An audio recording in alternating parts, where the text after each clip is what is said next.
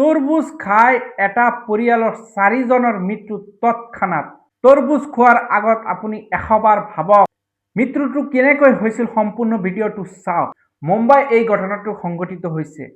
ৰাতিৰ ভাগত ডিনাৰ কৰাৰ সময়ত এটা ফেমিলিৰ 4 জনে বিৰিয়ানী খাইছিল। বিৰিয়ানী খোৱাৰ পিছত তেখেতে তৰমুজ কাটি খাইছিল। খাই যেতিয়া টোপনি মাৰিছিল, ৰাতি পাৰ হওঁতে 4টামান বাজিল। 4টামান বজাৰ পিছত লগে তেখেতৰ লুজ মোচন হ'বলৈ ধৰিলে। যেতিয়া লুজ মোচন হ'বলৈ ধৰিলে, তেখেতৰ পৰিয়ালৰ কোনোবা না কোনো ডক্টৰ আছিল। সেই ডক্টৰজনে তেখেতক আহি ট্ৰিটমেণ্ট কৰাইছিল।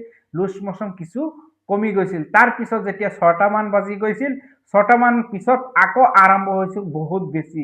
ওচৰে পাজৰে মানুহে সকলোৱে কি কৰিছিল, এই মানুহ 4 জনক হস্পিটেললৈ লৈ যোৱা সময়তে যি সৰু ছোৱালীজনী আছিল, সেইজনী ছোৱালীৰ মৃত্যু হৈছিল। আৰু 3জনীক যেতিয়া হস্পিটেললৈ যায়, যেতিয়া তেখেতৰ ট্ৰিটমেণ্ট কৰা হৈছিল, চিকিৎসাধীনত আছিল, তাৰ পিছত তেখেতে কিন্তু 3জনেও মৃত্যু হয়। আৰু মৃত্যু হোৱা পৰিয়ালৰ লগত আৰু এজন পৰিয়ালো কিন্তু ডিনাৰ কৰিছিল। সেইসকলৰ একো হোৱা নাই। এতিয়া আপোনাৰ প্ৰশ্ন হয় নে নহয় যে এই দুটা পৰিয়াল একেলগত ডিনাৰ কৰাৰ ফলত এটা পৰিয়াল একো হোৱা নাই, আন এটা পৰিয়ালৰ একেবাৰে 4 জনৰ মৃত্যু হৈছে। কেনেকুৱা আচৰিত ঘটনা ভাই। তৰমুজ খাই। কিন্তু আমি এটা কথা ভাবিব লাগিব, বৰ্তমান সময়ত যিকোনো ফল মূল কিনাৰ সময়ত আমাৰ সতৰ্ক হ'ব লাগিব। ফল মূল এনেকুৱা চমক দেখি আমি কিনো, কিন্তু ইয়াৰ ভিতৰত যে বহু বেছি কেমিকেল আদি ব্যৱহাৰ হৈছে, সেই কথাটো আমাৰ লক্ষ্য ৰাখিব লাগিব।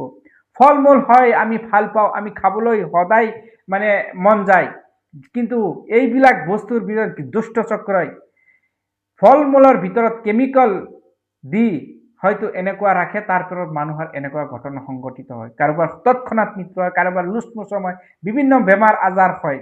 কিন্তু ইয়াৰ পৰা ৰক্ষা পাবলৈ আমাৰ কেনেকৈ সচেতন হ'ব লাগে। তো এইবিলাক বস্তু প্ৰশাসনেও কিন্তু চকু দিব লাগে। কেমিকেল বস্তুটো ধৰিব লাগে আৰু এইবিলাক নিষিদ্ধ কৰিব লাগে। আৰু যি এনেকুৱা ধৰণৰ কেমিকেল বস্তু ব্যৱহাৰ কৰি আছে, তেখেতক কঠোৰতকৈ কঠোৰ শাস্তি দিব লাগে।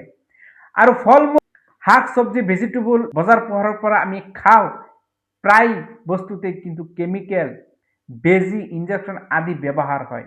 তো এইবিলাক বস্তু যদি আমি ধৰিব নোৱাৰোঁ, কিন্তু হয়তো কাৰোবাৰ না কাৰোবাৰ লগত এনেকুৱা চৰম ঘটনা সংঘটিত হৈ যাব পাৰে। এই পৰিয়ালৰ 4 জন মৃত্যু তৰমুজ খোৱাৰ বাবে মৃত্যু হৈছিল, বা কেনেকৈ হৈছিল হয়তো পোষ্টমৰ্টম ৰিপৰ্টত আহিব। তাৰ পিছত হয়তো ৰহস্য ফাদিল হ'ব। হয়তো চিকিৎসকসকলে যি পোষ্টমৰ্টম ৰিপৰ্ট পাব, তাৰ পিছত তথ্য ফাদিল হ'ব কেনেকৈ মৃত্যু হৈছিল। যে নহওক, আমি খোৱাৰ আগত বিভিন্ন বস্তু সতৰ্ক থাকিব লাগিব।